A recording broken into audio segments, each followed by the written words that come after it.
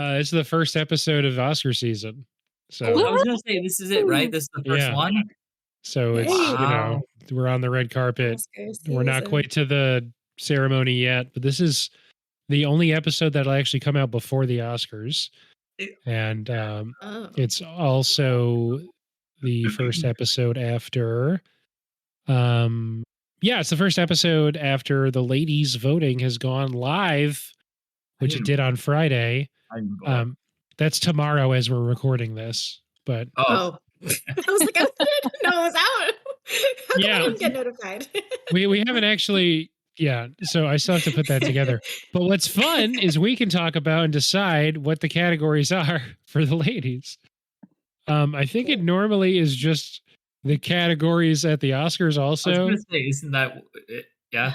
Well, I'm just saying, normally I've watched more things, and so I'm seeing like, do we prune anything because we think there won't be enough things to get like a solid answer on? I don't think so. Are you suggesting that we like do awards like not online, like we do them not recording? I'm suggesting we maybe like don't do some categories if we don't think that people have like if not enough of our friends have watched. That's an unpopular opinion. I think the covering the major categories, I think this year is plenty. Personally, I'm gonna be kind of upset if Oppenheimer just sweeps because I feel like there's a lot of good people in a lot of the major categories this year, and I don't think there should be. I don't think there's anyone who's like just blew anyone out of the water. Honestly, I don't think Oppenheimer is going to sweep the ladies. At least, no, I'd be surprised. I don't think anyone has said Oppenheimer is their favorite movie of this crop in the Discord. So, Lindsay, have you seen all the movies, all the Best Pictures? I'm missing one. I haven't seen American Fiction. Oh, we're only missing one. We're missing Anatomy of a Fall. American Fiction, I think, Lindsay, I think American Fiction is my favorite of the 10. Wow. Mm-hmm. Okay, I gotta go see it. But yeah, you guys caught up fast. That's crazy. What are you watching next, Ben? Anatomy of a Fall. Oh. That's all we have left is Anatomy of a Fall. As you guys know, I don't know how to start the podcast. So it'll either be 20 minutes of talking about the ladies or something along the lines of welcome late to the movies. My name's Ben Holt. This is a podcast where my friends and I get to fill in our movie blind spots. Each week we'll pick a film that either I or a guest hadn't seen before and really should have by now, or in 12 years or in 24 years. Your guest, my guest, left to right across your podcast style. I don't know how this always happens, but here's the order. Lindsay's here. Hello. Greg's here. Hey. Craig is here. Looking as scared as usual. And Ray. I don't know what your problem is. Greg definitely joined after you too, so I don't understand the bias that Discord has about placing you last clockwise from me. It's so funny. It's every time. I'm not making it up. I can take screenshots if you want in the future. We need evidence. Greg got here after Craig, maybe this time even, but whatever. Today we're going to be talking about our first movie that we're covering this Oscar season. It is Past Lives, the Celine Song debut feature starring Greta Lee and Teo Yoo. And John Magaro is the guy who plays Arthur. And I'm really excited to talk about all that. Real quick, I guess we'll run through some other stuff, though. We'll keep some of the stuff from earlier, so we don't have to go back to Zone of Interest. But if there's anything any of you have watched recently that you want to talk about, now's your chance.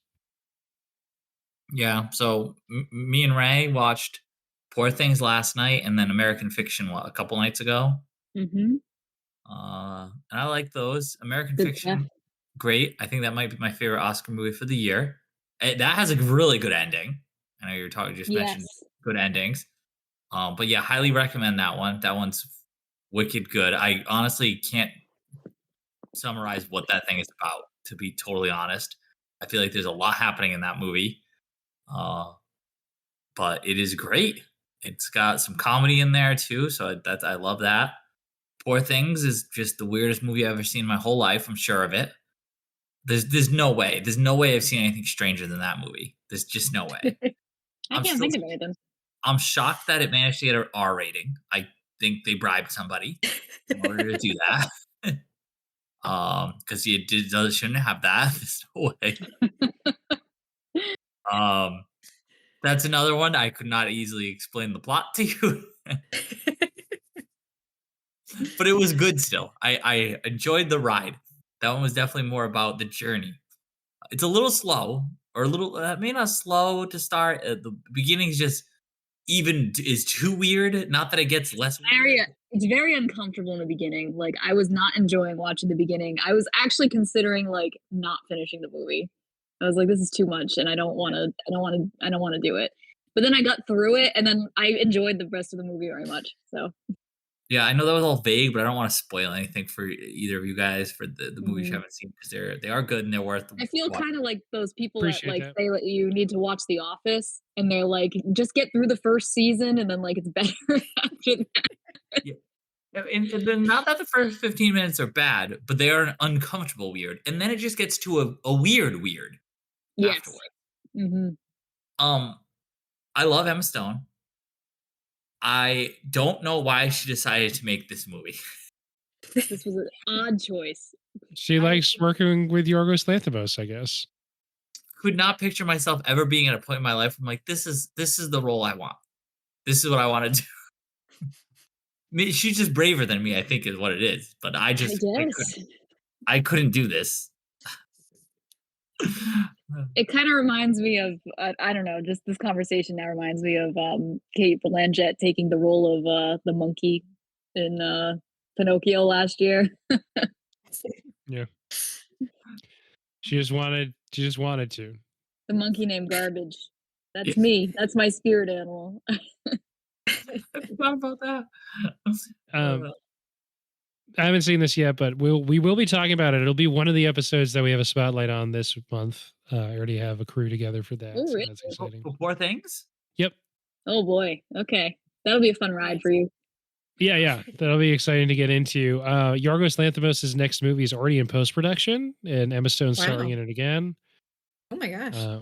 I was pleasantly surprised to see Willem Willem Dafoe's in it Dafoe also. this movie too. Yep. I didn't know he's he in the was next in one too. Yeah, that was nice. And Mark Ruffalo did not realize he was in it. Yeah, I didn't know Mark Ruffalo was in it. Mark Ruffalo is great in this movie. I love He him is in this. so good in this movie. He killed me. Mm-hmm. Perfect. Yeah. You guys have like the perfect combination of wanting to watch all these movies and not watching the trailers that came out several months ago that all these people are in. Yes. We don't watch any of the trailers, and Oh, we that's don't watch great. what the movies are about beforehand. We just No, it's also- perfect. I love going in blind to these movies. it's so much It makes better. it so much 'cause, better. like, Yeah. especially with this one, just Mark Ruffalo's there, and I was like, I love Mark Ruffalo. What's he doing? Like, Oh boy. and with Oscar movies, you never know. Too, Mark Ruffalo could show up and be on screen for 7 seconds and not say anything, and that happens sometimes in Oscar movies. Or he's the main character. I don't even know. I mean, going in blind has caused some issues for us in the past, but this year it's worked out great. So I gotta follow up. What's the biggest issue that it's caused for you? Well, Once Upon a Time in Hollywood, we did not know the backstory on that one. Oh yeah, I'm still mad about that was an issue. Was that the same year as Mank? No, that was like a year apart from Mank, right? I just remember being mad that no one knew either of the backstories for Yeah, we didn't know the backstory from Mank. Yeah. And then there was another one too where I was like, oh man, I didn't know anything about this coming in. Oh no, that was Mulholland Drive. That wasn't an Oscar movie. Sure it was. It was nominated. Yeah. In 2001. You weren't doing the parties yet. No.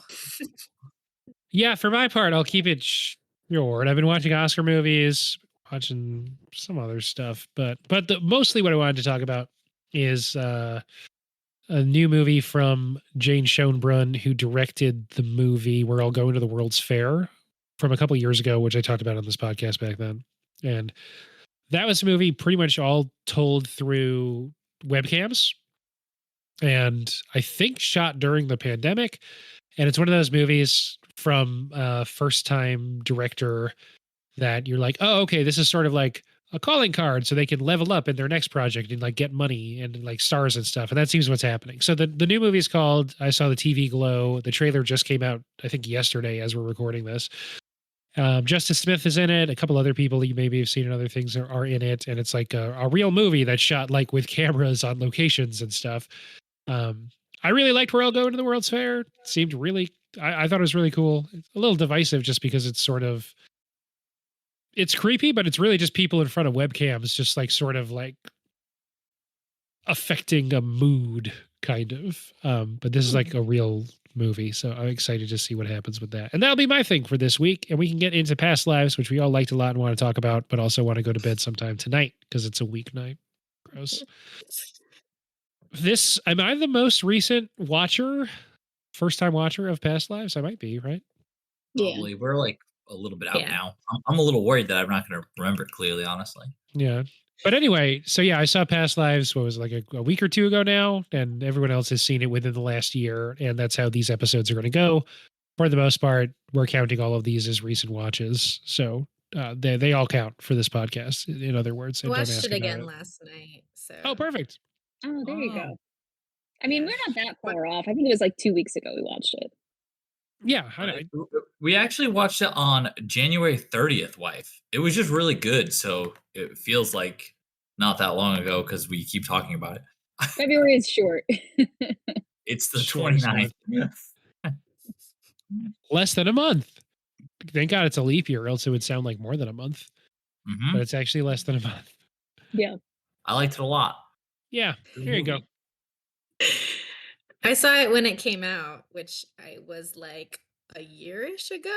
I don't actually remember when it came out, but yeah, I'm super fancy. I see lots of movies in theaters. I get dragged along to these things. And then I watched it again last night. And it's such a lovely movie. I mean, we've talked about this, but I'm a sucker for romance movies. And like, it's just, there's a lot of layers to this one. And I just really like it. It's really good. Yeah, I watched the same time as Greg, and I really enjoyed it. It was, when I watched this movie, it was my favorite Oscar movie that had come out so far. I don't think that's the case anymore, but I really, really liked it. Cool. Because of just sort of the nature of this, I think we're all eligible to do 1 minute plot summary if anyone feels particularly strongly. Greg usually does them a lot. Yeah, I don't mind. So our movie starts out with two young Korean kids, a girl and a boy who are best friends. It looks like there's a romance that's going to start between them, but the girl immigrates to Canada, I think. We follow her as she immigrates to America. She grows up. It's 12 years later, and she finally reconnects with this guy. Neither of them can travel to meet each other, and this reconnection kind of just fizzles. She meets her husband 12-ish years after that. They reconnect, and he comes to America to meet her. And the movie is just 2 days that are basically a date between these two people and reconnecting, but she is committed to her husband. And it's this weird struggle of like what could have been and, you know, what feelings they do have for each other. And she has this loving, wonderful husband who's very involved. He meets the guy, and the guy in the end just goes back to Korea, and she cries about it, or cries about this whole ordeal. And is comforted by her husband. The end. Yeah. I guess worth mentioning, we're going to spoil these movies as we talk about them. If you're just kind of like listening to something in the background, I think more than most movies, I would say it's worth going into this without knowing how it ends necessarily. Because the tension that it brings out of exactly where it's going, especially in those last few minutes, is pretty exquisite. And you wouldn't want that to not work the way it's intended for you on a first time watch, I'd say. Okay. We've gotten better. Yeah, go for it. To think, like, speaking of that, did anyone have an opinion of like what they thought was going to happen in the end? I was like sure it was going to end with her just being faithful to her husband, and like I didn't think there was any chance of her like rekindling this spark with this guy and leaving the husband or anything like that. I obviously I couldn't. I don't mean to say like I knew it was going to end this way, but I knew it was going to end like her and the husband and that kind of stuff. Was there concern that like she was going to end up back with this guy? Or I didn't think at all that she was going to end up back with the guy, but I think the tension of if they were going to have unresolved things is maybe more of it, right? And that's not purposely vague, but I'm trying to think of how to put it. So I think, and then there's also a tension for me as a viewer going, this movie has been amazing. I hope they stick the landing, kind of. thing too. Mhm. But yeah, I didn't think at all that she was going to end up with it, because I feel like the movies that this movie is so clearly indebted to are all these sort of like unfulfilled romance kind of movies, which are my favorite kind of movies too. Is like, it's just better than, like, we did rom-coms last month, and and they end up together, it's kind of boring, right? Mhm. Yeah, I don't know that I expected them to end up together, but I definitely felt a lot of, I mean, obviously, like tension, like, oh my God, is something going to happen? Like something feels like it's right about to happen. Like I think something's going to happen, you know?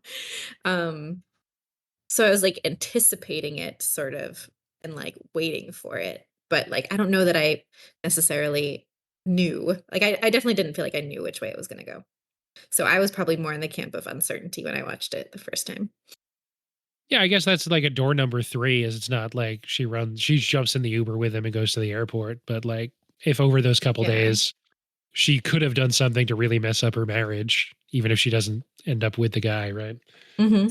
I think I was just, like, along for the ride as it was happening. I I think I was just confused. I was waiting to see what happened because I couldn't see it resolving. You know? I was like, "Oh," like, I don't think this is gonna end happy, but is it really just gonna like, how are they gonna wrap this up and end it, you know? Mhm. So I didn't really know which way it was gonna go. We've done a better job in recent months, and maybe in like the last year, of not just kind of going plot beat by plot beat. And I feel like you did a pretty good job giving us all the plot stuff we need just in the summary. But I think it's worth mentioned before that this is Celine Song's debut feature as a director and writer, but she has a pretty prominent career as a playwright before this. And this movie is very specific and like very precise in how it's written. And you can pretty easily break it down into like very clear 3-act structure, right? They're Yeah. kids, they're 24, they're 36. Mhm. The last third of that is obviously like the biggest chunk of the movie, but it's still pretty clean breaks throughout. Um, if the movie itself wasn't so clever, it's maybe the wrong word, but so like emotionally true, and the performances weren't so good, I feel like that rigidity of the structure would sort of overtake the emotionality of it, and it just doesn't for me. It just all works. Yeah, I agree with you. Thanks. I'm like a little sick too, so like any like even 2 seconds of silence feels like the connection dropped or something, like, and I died. What So one is it thing is allowed that oh sorry, you no, want no, me to no, go? you go, Wait, Lindsay. what's Okay. allowed? This is Is interesting. it Go ahead. is it allowed that I watched a special feature thing last night? Can I Yeah. say stuff that I learned? Okay. Quick, pick up So the Yes. call. I have a great fun fact that I learned watching a YouTube video just before this that I'm curious if it'll come up in your Almost all of Ben's itinerary. takes, word for word, are plagiarized from other podcasts. well, I'm just gonna pass along facts from a special feature. This is no original content by any means. That it's very uh autobiographical by the director almost. Like she like in her life immigrated at age of 12 from Korea to Canada and then from Canada to New York after 12 years. Uh so that's maybe not exactly the same, but no, that's right. And Yeah. then like she also had someone like she got the idea for the story when her old crush from when she was a kid reached out on Facebook. Like it was like things that happened. Like I'm not saying necessarily that she said the whole story happened to her, but there was so much of it that was inspired by her own life, which I thought was crazy. And then it was like a similar thing, like each of the actors, like the actress and the actor had like pieces of themselves that they brought to it as well, which was really cool. Yeah. Yeah, I that's think one probably made thing it feel really honest, like you were saying. for sure. One thing I did know going in just from listening to other podcasts is that she does consider it like pretty autobiographical, like you said. And one thing that I thought was cool, production note that I didn't know, and I guess grain of salt because I wasn't there. I don't know if this is true, but it feels like a very kind of, I don't know, like a cool idea. The actors John Magaro, who plays Greta Lee's husband, Arthur, Mhm. and Teo Yoo, who plays the guy who's coming from Korea. They didn't meet until the scene where they meet. Like she didn't let them meet in person, the actors, Wow. until they were actually like doing that scene. I wonder if that's true. That's I do also wonder if that's true, but it's one of those things that like I don't want to fact check because that's a really cool idea. Did they have like the Zoom calls or whatever? what? Do they ever Zoom? Didn't they? He's talking about the husband and the Okay. No, I'm confused. I thought you meant like the two main characters didn't meet Oh until no. The two guys. Okay. Wow. Hi Sung and Arthur. Yeah. Mm. That's interesting. That's really interesting. them meetings are a really good scene. Yeah. All the scenes with Hai Sung and Arthur are really good. Yeah. Like you said, that second act where it's just her like reconnecting over Zoom basically with Hai Sung. It's so much worse that it's Skype. Yes, it is. It's like, yeah, I guess it's 2012 and it's Skype accurate now, but yeah. I didn't know like basically anything about the movie, so right up until then, I kind of thought it was just going to be their love story. Like I didn't know there was like a husband coming. You know what I mean? Yeah. Mm-hmm. Yeah. Kind of in that obviously- section, in that middle section, the husband Yeah. gets introduced too after all the Skyping. Yes, it's the very end of that middle section. Once that happens, like as soon as she says like I like it's not going to work right now. Like we'll reconnect a little later. I was like, oh man, she's getting married to somebody else. Yeah.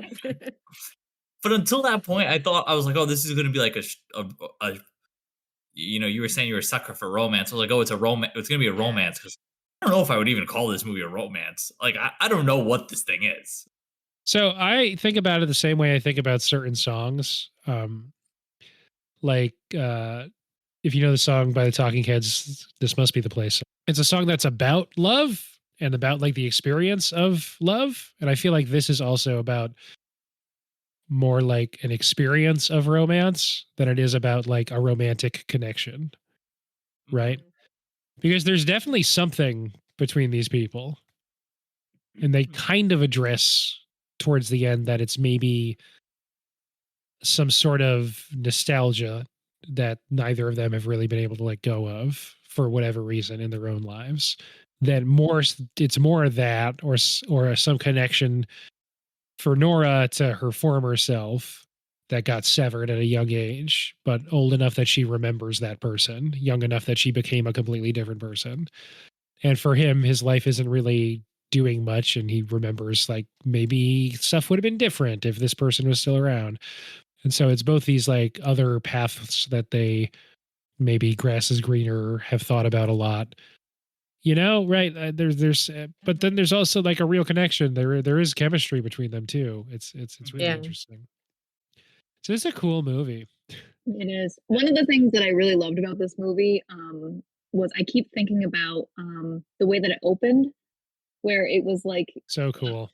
Somebody else like observing them at the bar and like trying to figure out what their lives are and how they're connected. Because at the time you didn't really think much of it, and then like later on it's like, oh wow, okay, that was a really cool way to do that. Is it literally the first line of the movie? Who do you think they are to each other? Yeah. Mm-hmm. Yes, I think so. And that's literally the whole movie is they don't know. Mm-hmm. And it opens with that kind of voyeuristic thing, and it's also that game that like you know everyone's played who's ever been to a bar pretty much and saw like some weird looking people on the other side of the room, or like a group of people that you're like the dynamic there is weird, and we have to talk about it. And throughout the movie, there's a lot of shots from Marshall would know better if he was here, what like the technical terms are, but there's not a lot of close-ups of just the two main people. It's always like from a little bit farther away, like it's always kind of voyeuristic. And I think that's cool. I don't know what to do with that, but it's cool. He didn't say anything about what things were called, but he was like, "Oh, Yeah. so beautifully shot." And I was like, "Okay." Yeah, this one has like a longer lens than you'd normally use in this kind of scene. I don't know if that's a thing. Um, Mm. but yeah, they're like further away. Ah, it's just cool. Or when they're walking or when they're on Wider the boats or lenses. from further away. Yeah, yeah. These lenses are wide as hell. These are always like my favorite Oscar movies where it's just like a story about like people doing something. You know what I mean? I describe them as like a real life, like just a regular story. Obviously, this is a bit more far fetched or like not your usual. Like, oh, this is just something that happens to regular people. You know, we reconnect 20 years later with our childhood sweethearts. Yeah. um Yeah. but yeah, I love ones like this. It's Yeah. I don't know what it is. Just when it's just about like the people and their emotions they're feeling and things like that. Always good. I Yeah, I really think like oh no, go away. Yeah. we were having this conversation earlier about how I feel like I really enjoy the Oscar movies that are like original stories because I feel like there's so many that are like, it's about this one person or it's about this time in history or it's not like there's not enough original content. So the ones that show up like this are ones that I really like to dive into. Yeah. This got into original screenplay as well as best picture this Hmm. year. Mm. I really like how they show Nora's relationship with her husband in this too. Yeah, we got to talk Yes. about Oh Arthur, my right? god. Yes, Yes.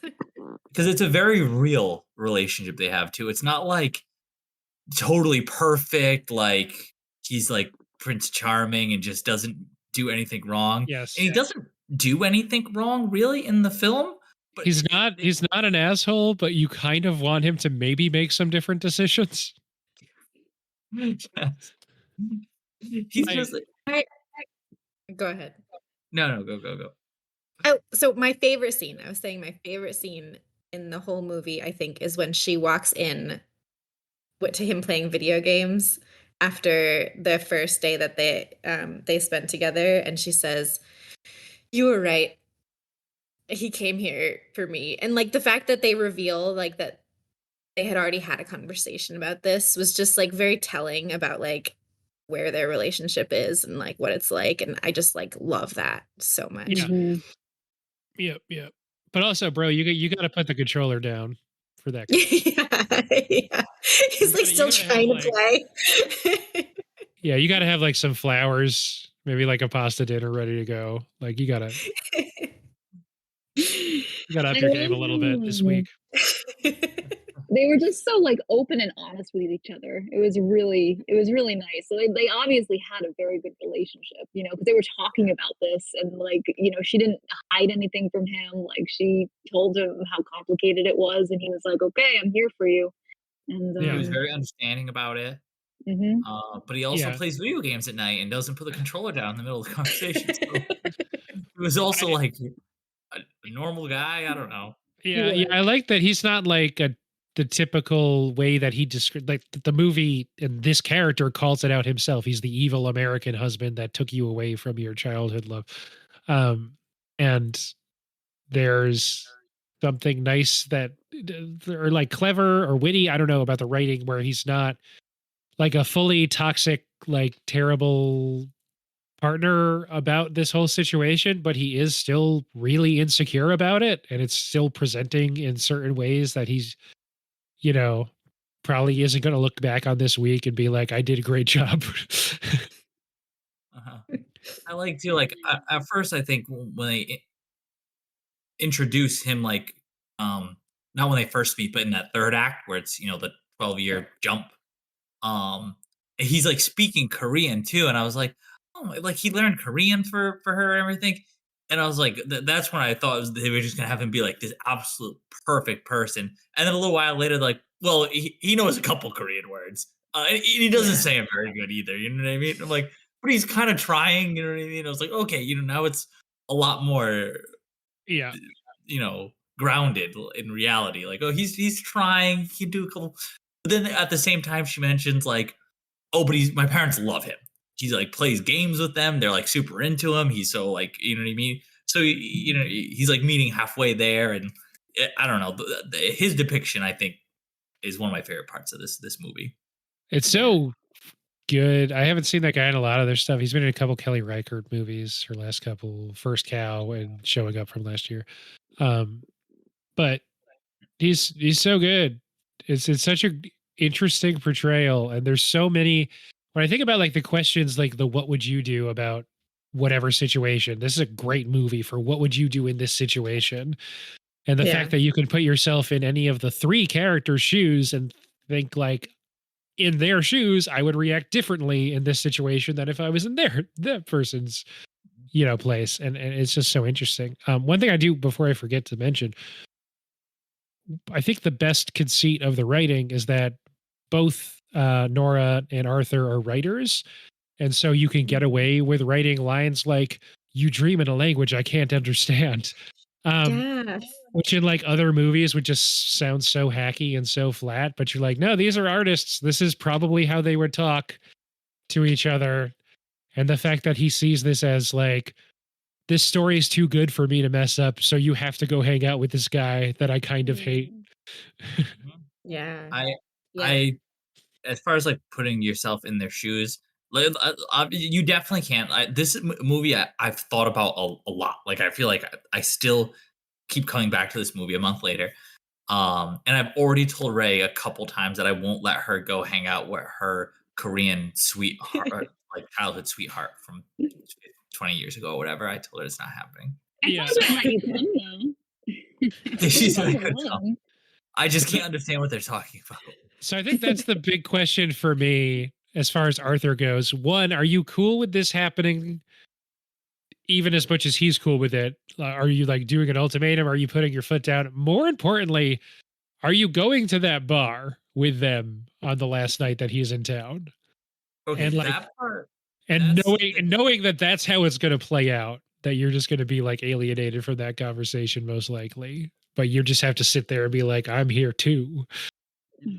I think that's like the best scene in the whole movie. Yes, honestly, that scene's awesome. And I can't get over it either because he knows like a very little bit of Korean, so he probably picks up none of it. But they keep saying, what's that? The fate thing? Inyeon. He keeps Haesung keeps saying it, and then like he knows that, like he can hear him talking about this, and in the subtitles, obviously he's saying that she has it with the husband. Yeah, you know what I mean. But like for the husband, he's just sitting there. This guy, they're just shouting, and he's Inyan, and I'm like, oh, yeah, that's gotta be awkward, right? They're talking about fate over there. Yeah. That's probably fine. It's probably okay. Yeah, I do like that at one point Nora does turn to Arthur and goes, he's talking about you. I'm sure Arthur's like, sure he is. Yeah. I bet he is. Yeah. Fate. Yeah, he's talking about you. Arthur plays it so perfectly. Like, I mean, he lets her have the moment she has and like trusts her and like is honest about how he feels about it and like shows that it's like hard for him to deal with, but not in a way that like centers him as like the main attraction, but like doesn't shut her out. Like I can't imagine it being navigated more perfectly. He handled it so gracefully. Like, he's a better husband than me.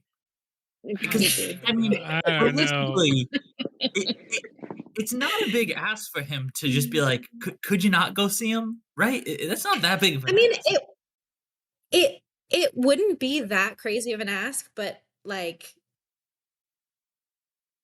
he lets her get there on her own, Yeah. Like that's why I think it's more impressive because it really would not have been that big of an ask for him to just be like, hey, it wouldn't really bother me, could you just not? And he's just like, oh no, I'll let it play out. Yeah.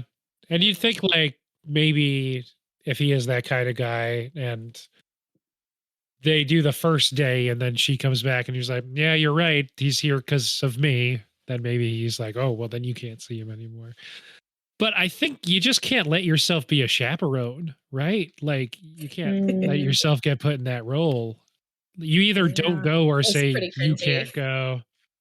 Are you talking about the bar? Yeah. Yeah. But they say, I think they said he was a tour guide, right? Yeah. Yeah. He'd be a bad tour guide. He's never even been to the Statue of Liberty. Mm-hmm. That I didn't know how to feel about that either. Like I felt like I had to like justify it to myself when she's like, "Oh, I brought him to the Statue of Liberty." He's like, "Oh, I've never been to the Statue of Liberty," and I was like, "Well, he lives in New York. If you live in New York, you don't want to see the Statue of Liberty. This isn't weird." Yeah. Which he I could like have looked said, at but he was being like a little bit passive aggressive, being like, "Oh yeah." He didn't say I've never been there. He said we've never been there. He said like we've never gone there together. uh-huh. Mm. Being a little Yep. passive aggressive. I legit think I turned to Ray and be like, "Well, yeah, when you live there, you don't want to see that. That's like, That's all tourists. yeah, it's all tourists." And I'm like, "Why am I defending this right now?" No, it's cool. Let her do her thing. Did you guys? Well, is what Hai Sung did? Is it wrong? Is he the bad guy? I don't know that there's a bad guy. I don't know if there is Yeah. either. I think he Mm. crossed the line though. I don't think this is something you can do. You can do it. Should think you he's- I do it? mean, I like- guess is what you're asking, right? What is it? Should you do it though? Yeah. Like legally, you can do this, but It's hard to tell because it is hard. Like, was he just trying to like get that closure, or was he hoping like she runs back to Korea with him? Like, obviously, it's never like specified what he's hoping to get out of this, but it kind of seems like he's hoping for a little more than just closure. You know what I mean? I feel like he's not admitting to himself that he is hoping that she is wanting to run Yeah. away with him. I think he's Mhm. like marking this off. Like he's lying to his friends back home, but even beyond that, I think he's a little bit sort of like not letting himself go there. But then in the scene in the bar when he says like, "I didn't think it would hurt this much to like your husband," I think that's him kind of like they kind of go cards on the table in that scene in a really interesting way. That is so electric. I mean, that Mhm. scene's amazing. Mhm. Oh, I feel like my heart is breaking talking about all this. Yeah, and what a great line that is too. Where he's Uh-huh. like, Mhm. God, it sucks that I like him, and I like that. That is like didn't think it would hurt that much that I like him. Uh-huh. He's so pleasant to Hai Sung too. You know what I mean? Yeah, they're very pleasant to each other. They Aside from like you said, is it a huge violation that this dude is even in America Yes. and like it and like hugely insulting to Arthur in the first place? Mhm. Ugh. It's tough, I don't know. right? I don't blame him too much, you know? I mean, like, being at a point where he didn't feel settled enough to like follow through with the girlfriend he was with, there was clearly something that he needed to resolve, you know? Like, and honestly, good on him for taking the initiative to resolve it, you know? And like maybe it hurts more for a while, but it might be maybe it's closure, you know? Yeah. It seems like I don't closure. know. He's smiling in that Uber on the way to the airport. Ugh. Um, Her walking him to the Uber too, Ugh. Ugh. like That might be my favorite scene of the year. yeah, That- okay. I think we've been holding off a little bit, but yeah, let's okay. So the structure of this thing, Arthur lets them go. There's a great moment where the camera kind of lingers in the apartment with just Arthur and he takes like a big exhale and you figure like, yeah, he's going to go play Rocket League. He needs it. Um, and and then that shot's what 7 minutes long, 6.5 minutes long. They come down the steps of the brownstone. It goes left, she walks him back all in the way back to time, Korea, right? We're it going seems right like. to left. Yeah. They're heading west towards Korea. Kind of.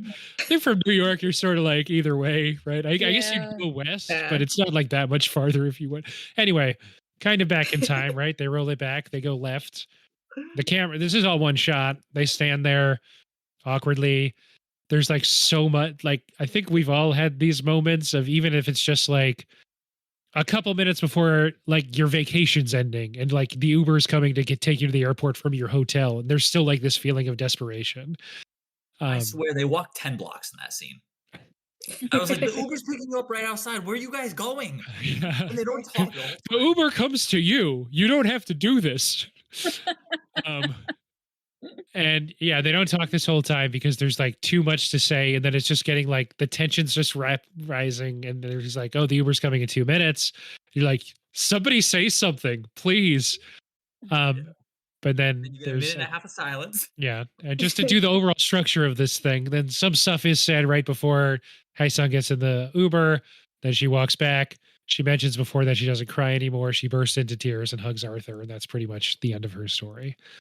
But in the midst of that scene, there's a couple cutbacks to them as kids. Yes. That One or fucking two. killed for me. That was amazing. Yeah. Yes. It was really cool. Really well done. So in the first, not even third time wise, but in the first third chronologically, their chronology, the last time that they walk home together, they also don't say anything and kind of start walking in their opposite directions. And then it's Hae-sung who says, "Hey," and she goes, "Huh." And then they go back to that moment. That shot's amazing when it happens the first time, and then she goes up the stairs and he continues down, and they stay on that for a while. They take the different paths, and then drop the 12 years later hammer. Well, I guess they show her go like immigrating after that, but still. And then this time it does it again, but it's nighttime in this shot, but it's the same. The kids are in the same place on the same staircase. And yeah, that was like, oh fuck. That I wasn't worried about them landing, like sticking the landing anymore. And then what he says from there is so good. Mm-hmm. Honestly, I want to just monologue because I know we all have a lot of feelings about this. So if anyone else wants to say this part, was so upsetting. I mean, it was a month ago, but like I said, this movie really stuck with me. I don't think I could even give you an idea of what they say right before the Uber. Like I can't even remember it. Like it was just too much. Like it was too much. I couldn't handle it. I don't know what they talked about, but I remember the feeling of this whole scene. I remember exactly how I felt when it was happening, and I remember obviously her crying as she hugs like Arthur in the end. You know what I mean? It was they talk about what if the next past life is already happening, and it's their life to be together. And I think he says like, "I'll see you then." Yeah, I'll see you then. Which is amazing. I mean, that's yeah. You dine out on having written that line for the rest of your career if you're Celine Song, I think. It's too bad that this is a podcast because everybody just looks so distressed.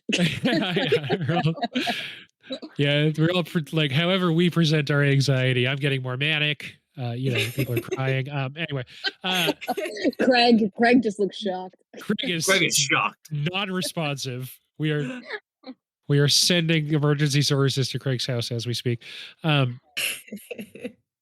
But so, I mean, a couple of people on this call have been together for 2/3 of their lives. But as someone who's been rejected a lot, the moment earlier in the bar when they're like, when he sort of is like, after he says, I didn't think it would hurt this much to like your husband. He's like fully accepted this isn't happening at this point. And they have like, there's this moment of kind of catharsis where they can sort of joke about it and kind of talk openly about like, oh, who do you think we are to each other in a different life? Because like, obviously we have this fate, this destiny, these 9,000 layers. Is it 8,000 layers?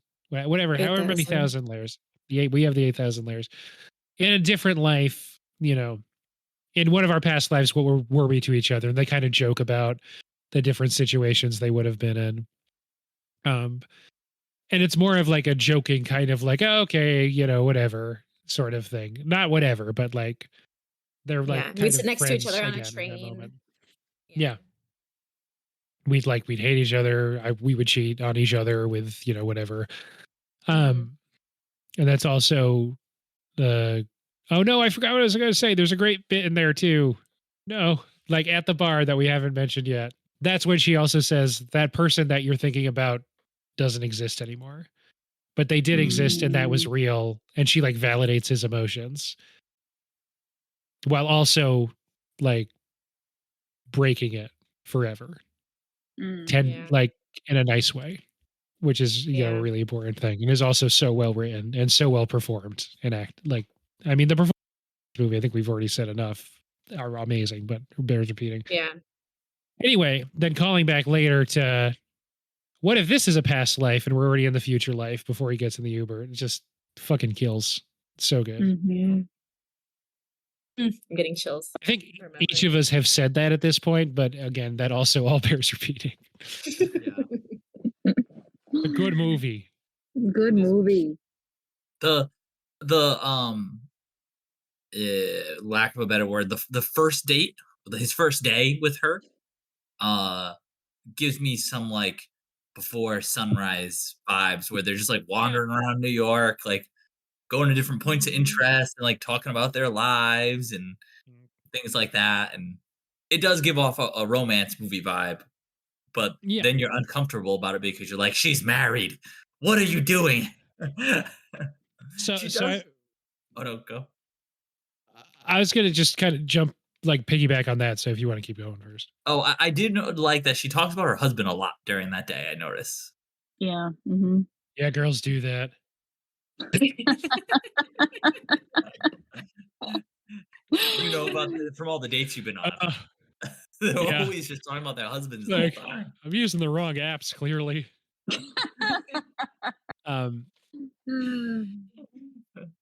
Yeah, no, I mean, that's best practices to kind of like make that clear, right? Set boundaries in like a well, and she like keeps talking about his girlfriend as if like they're still in, and he's like, I'm not with her right now. Like she really wants that to be the case, so it can just be clear, clean.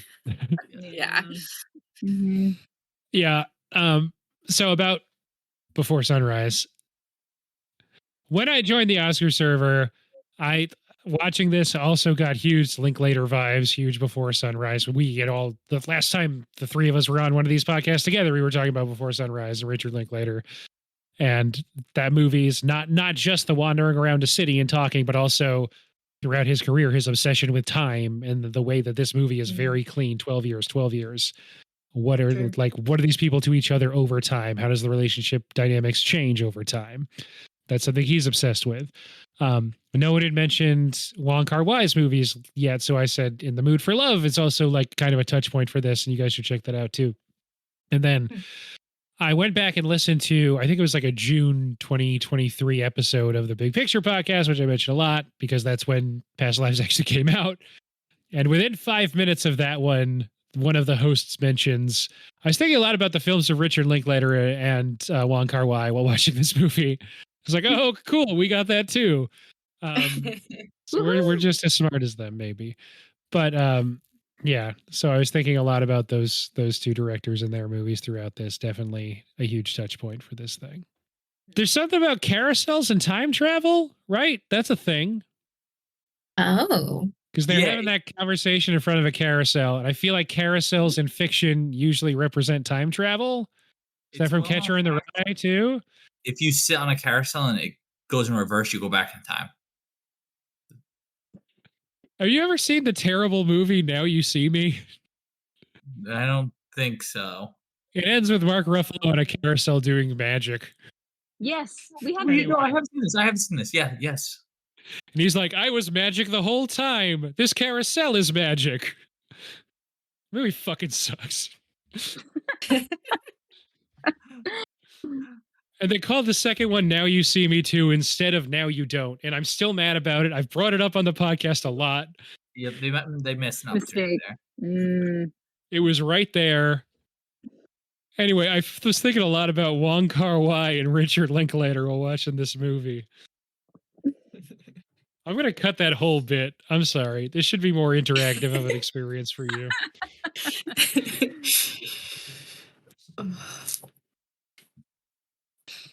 I had only seen Greta Lee as sort of like a secondary or tertiary character, usually in like a comic role. If any of you watched Russian Doll, for instance. Yes. I didn't know she had my favorite dramatic performance of the year, maybe, in her.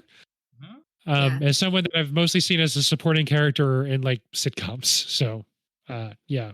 Hope to see a lot more from her because she's amazing in this. Teo Yoo, the main actor in this, is amazing also. Why do you think she didn't get Best Actress nominee? She should have. I don't know. I honestly don't have an answer for that. It's an I'm amazing surprised. performance. This movie, it's just the three characters, basically. I mean, obviously, there's the children and stuff, but really, it's those three characters. So they're carrying the whole thing. It's all their performance, really. I mean, obviously, the writing's very good and everything, but I mean, you're with them so much of them just talking. It's all how they deliver all this. I'm very surprised she didn't get a nomination. Like, there's a bunch of people that I could point to and be like, I don't know. We already mentioned Ana de Armas from last year, but there was also that she wasn't even last into that conversation, right? That was the Andrea Riseborough thing that got really weird, and they're making up white women to put in this category in front of other people. Like, that's sometimes how it feels. See, I'm surprised too, because with the Best Actress Oscar in general, like half the times the nominees are from some movie I haven't heard of that did not make it into Best Picture. Like, and the other half of the time is while they are like not a supporting role, they are also not the main character. Yeah. And now you have the opportunity where you have one where it's getting into Best Picture. She is the main character, like for certain, and she doesn't get it. Well, in Nyad's defense, Annette Bening plays Nyad, and in Maestro's defense, if you believe that last shot of Carey Mulligan in Maestro, she is the Maestro referenced in the title. So she is not the main character. The title of the movie comes up over Carey Mulligan's black and white face. So I don't know what to tell you. That's interesting. I didn't catch that. I haven't been involved in that chat. Maestro, I think, is going to be unanimous in our group as the worst of the 10. I might be wrong. Yeah, but I mean, these three actors were all awesome and they got nothing. Yeah, that's crazy. But I mean, it's a pretty small movie, relatively speaking, right? Yeah, like we can't all be Nyad. For the most part, I think a lot of the those acting categories are pretty competitive right now this year. I don't think I mean so much as like who's gonna win as much as like who like is deserving of a win. Like who like the actor in a supporting role one. I feel like there's like 3 people in there who I want to see win. You know what I mean? And I feel like that's the same thing in almost every one of these categories. Yeah, I agree. Sometimes there's some years where you look at the list and it's like this person shouldn't be in here. Like compared to this one, there's no way. But this year, I think you're right. I feel like it's pretty even. Yeah, I hope that they all just have a good time because only one of them gets to win. Is it worth doing ratings? I guess it can be for this month. Let's still do ratings. So on a scale of 0.5 to 5 on any scale you're choosing, aside from stars, what would you give Celine Song's debut directorial feature, Past Lives? I'm ready. Go for it. I'm gonna give this one I'm gonna give it 5 out of 5 obnoxiously faraway Ubers. I'm gonna do 5 out of 5 dropped Skype calls. I'm gonna do 5 out of 5 artist retreats. Yeah, if you got a crush on someone, you cannot let them go to Montauk to an artist retreat. He should have chaperoned a little bit. I'm on 5 out of 5 layers of Inyon. So a question to thread through this month. What's a category you wish was at the Oscars but isn't? I feel like I had an answer for this. I feel like I've spoken about it, but I don't remember what I said. For me, it would be like my Oscars cheer moment, like when the Flash entered the Speed Force. That's it. My hashtag Oscars cheer moment. Remember that from a couple years ago? Oh, I remember. I think I said voice acting. Oh, okay. You did say voice acting. Yeah. That's a good one, actually, because they don't nominate anyone for voice acting. That is a category, I want to say maybe at the Annie Awards. And let me see who was up this year for it. I mean, like, we talk a lot about like best scene or like most ridiculous scene. I don't know. That's probably not like a film industry thing that they focus on, but I'm looking at it more of like a for fun category, not something like, you yeah. know what I mean? Something Yeah, that like would put in between categories is what I You're feel like right. I'd come up with. That because that's a good one for it. Best scene, weirdest Mhm. scene. That's what it should be. Yeah. Yeah. That's the terminology you use at your party is weirdest, right? Right. Weirdest Yeah. scene. Weirdest. Okay. I don't even know Mhm. if we can do that this year. It's just a It is a clear winner. Yeah. Okay. Is it just like selections from It Poor could be Things, or that, is there yeah. just one like standout option? I think the top 5 would all be from Okay. Poor Things. If Okay. I had to pick 5 of the weirdest scenes this year, they'd all be from Poor Things. And I If think I it would be hard to narrow it down. So this is kind of cheating, but just taking from other awards shows. I think the Indie Spirit maybe does two that make a ton of sense. Debut feature. So it's just people who had like their first movies come out this year as directors. So that's like a good way to recognize, up and coming people. The whole thing's about like, let's make more people household names, let's make more people famous and like make the industry stronger. And in the same kind of thing is like breakthrough performance. So I don't know if it's like only actors under 25 or if it's like starring in their first feature film. But I know at the Indie Spirits, like Dominic Sessa from Holdovers, who played like the main kid in Holdovers, got an award. And wouldn't it be cool to highlight someone like that at the Oscars, Mm-hmm. or a category that like Celine Song probably would walk away with at the Oscars for a debut feature for a director. That'd be Stuff cool. like I feel that. like Cord Jefferson for American Fiction. It's also his first movie. So that would actually be like a pretty competitive category, I think.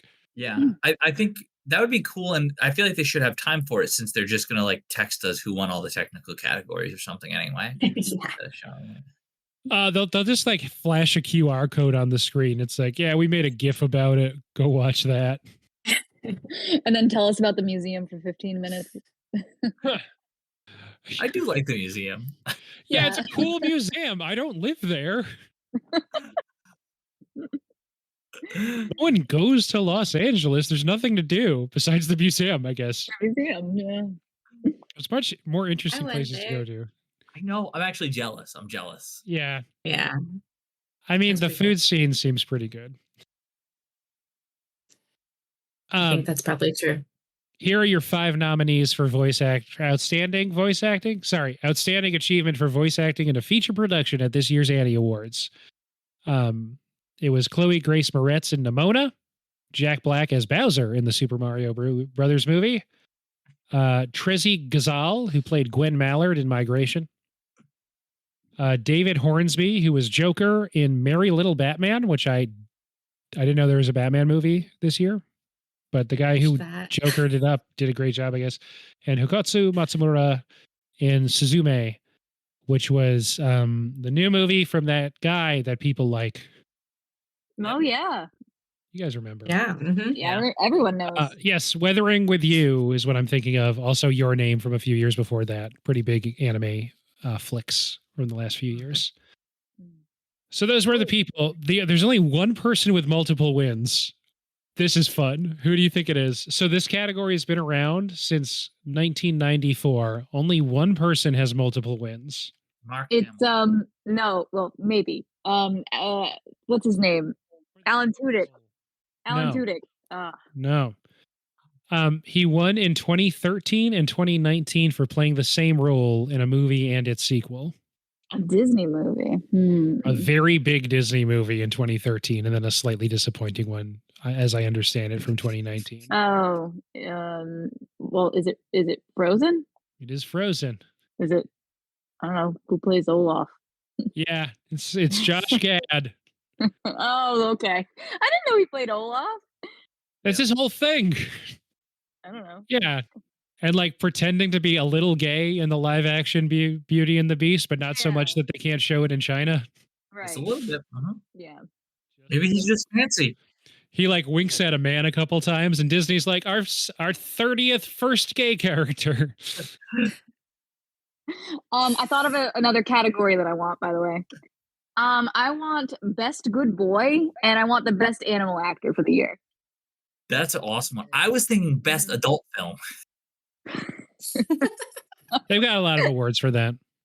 Yeah, I want an Oscar. An Oscar. Anyway, thanks, guys. Anything else we should talk about? I'm just excited for the Oscars. I'm so excited. I wish I was gonna be there with you guys. Fly down, Lindsay. Why? Next year, Lindsay. Yeah.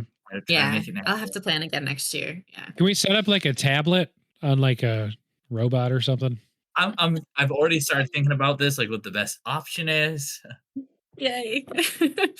We've done that I will be before, bugging right? you all in the chat. But I did try to FaceTime in 2 years ago. Okay. I remember specifically in the intro when we had like tennis balls, that tennis ball music video situation. Wasn't it like Beyonce or something? I don't know. Yeah. So there was that. So that the year before that was the train station Zoom Oscars. And then the next year, some of us were in person, but I remember you trying. Yeah, but I wasn't there. Yeah. So I FaceTimed a little bit, but then it did not work. And I just chatted with you guys on the Discord. Mm-hmm. It'll work this year. Yeah. Okay. I will be involved in some way. I'll make sure of it. Any like wild predictions? This is the only episode that comes out before the Oscars. Like, who's getting slapped this year, do we think? Anthony Hopkins is getting slapped, and I think it kills him. And for the same reason. Yes. He makes an off-color remark about Jada Pinkett Smith. Oh, yikes. Oh my God. I hope there aren't any jokes about Jada Pinkett Smith on the stage. That would just... Who would be brave enough to do one? Well, he's banned, right? He's not allowed. Who's gonna stop him if someone makes a joke about Jada? They had slap jokes last year. I think there's still gonna be slap jokes this year. At least one. We'll see though. I hope not. I think there's gonna be. You think? I haven't been tuned into much news about the ceremony and what they're doing. You said who's the host? Announcements, but I'm assuming they're just doing it. They're just making us watch Jimmy Kimmel again until like we get our shit together. Like we're being punished for something cosmically, I assume. Yeah. One cool thing that I posted in the Discord, they're going back to a thing that when I saw the headline, I was like, oh yeah, they just did that a couple years ago. And they're like reviving a concept that they last did in 2007. I was like, oh, I guess I'm wrong about that. But for all the years ago, for all of the 4 acting categories, they're having 5 past winners introduce the category. I like that. That's cool. And so then you can play a fun game of like, oh, I remember that guy. He sucked in that movie, or I don't know, something like that. Well, he shouldn't have won. Yeah, it'd be someone like we're all embarrassed about. It'll be Will Smith. Surprise. And you just see like Anthony Hopkins is backstage after dying from a slap, and you're like, I guess they needed 5, and Will Smith's the only other Best Actor winner here. They have to let him on stage. Like, we thought we invited Sir Tony Hopkins, but we can't find him anywhere. He's just been slapped and pushed into a broom closet.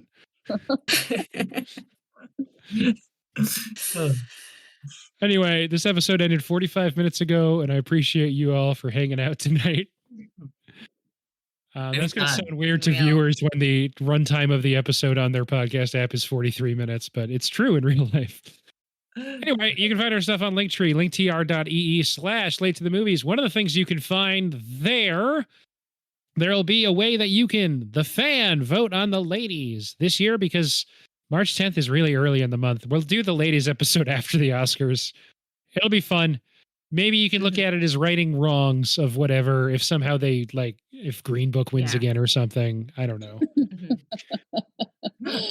And, like, so you can feel like you have some control in life. And even though you don't, go ahead and vote for the ladies. Thanks, everybody. Thanks. Past Lives was really good. It was so good. Yes. Go watch it. Mm-hmm. Thank you. Thanks. See you later, Bye. guys. Bye.